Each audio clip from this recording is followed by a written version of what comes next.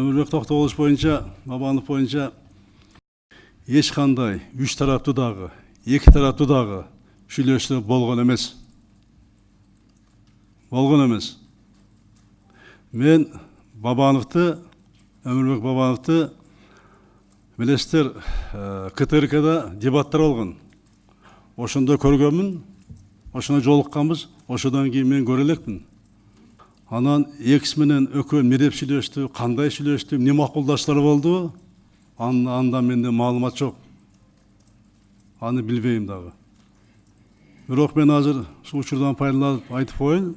Мен болочок президент болуп, ошо шайлоодо жүрүп атканга, шайлоого кетип атканда, келечек боюнча эч кандай сүйлөшүүлөр, макулдаштар болгон эмес. Мен ошон үчүн элге чыкканда, айтканда программамы эч кимден коркпой үркпөй айтканмын. Мен сиздин араңардан чыкканмын. Өтүк кийип, малчы менен жүрүп, дыйка менен суу сугарып, ошо айылдагы мугайын врачтар менен чогуу жүрүп, мен проблемаңарды билем. Менин программам, силердин араңардан чыккан программа, ошо көйгөй чее турган программа. Ошон үчүн мен элдик президент болуп берем деп ода бергенмин. Мен ошол одамды элдин астында аткарып атам. Анан менин артыман не деп макулдашуу болду, не сценарий түзүштү, кандай сүйлөшүү болду, ал эми менин проблема эмес. Ал ошо сүйлөшкөндөрдүн проблемасы.